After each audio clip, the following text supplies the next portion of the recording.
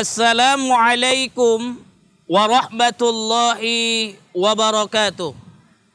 Bismillah, alhamdulillah, wassalatu wassalamu ala sayyidina Muhammad ibn Abdullah wa ala alihi wa sahbihi wa mawalah, amma ba'd.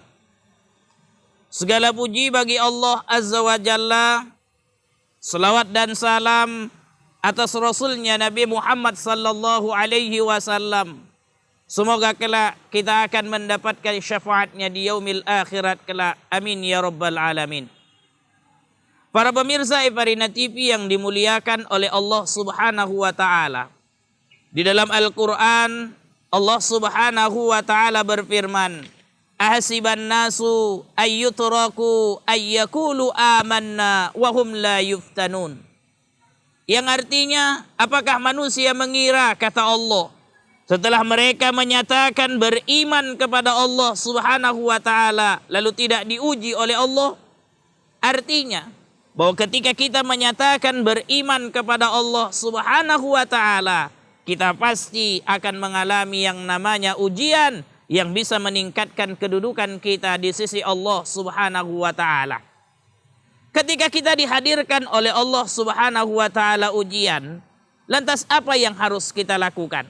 Yang paling pertama yang harus kita lakukan adalah kita munculkan self-talk, kita munculkan ucapan yang memperkuat diri kita, yang meyakinkan kita bahwa kita akan bisa melalui ujian yang dihadirkan oleh Allah subhanahu wa ta'ala. Self-talk apa yang harus kita ucapkan? Jawabannya adalah kita belajar dari self-talk yang pernah dikatakan, ucapan yang pernah diungkapkan oleh Umar bin Khattab.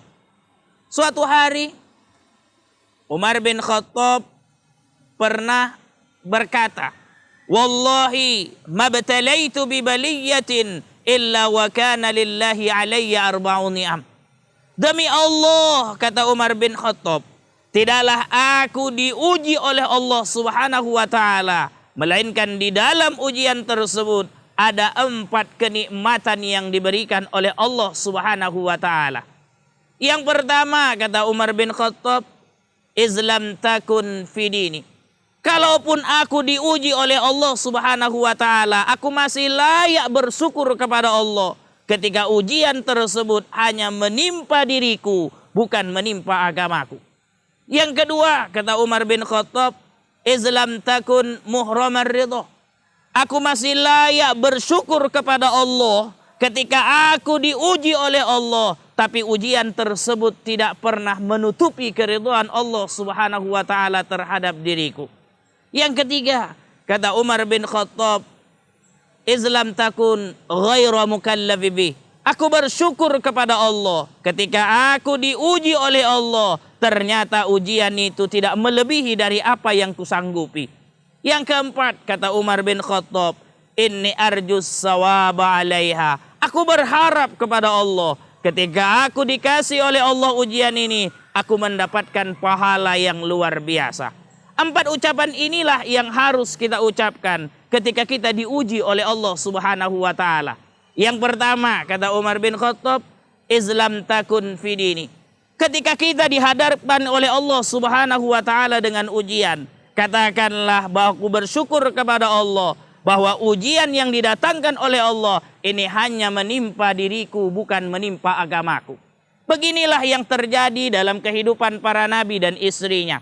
Contoh sederhana adalah yang pernah terjadi pada istrinya Nabiullah Ibrahim alaihi salam, Siti Hajar.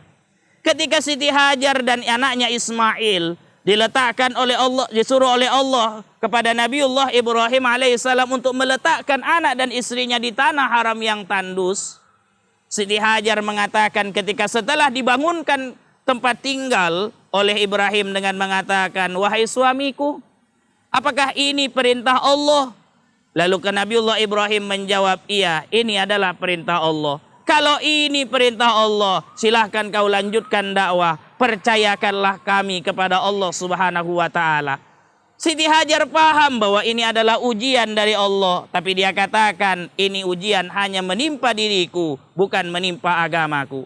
Bagaimana penjelasannya lebih lanjut? Nanti kita saksikan setelah pariwara berikut ini.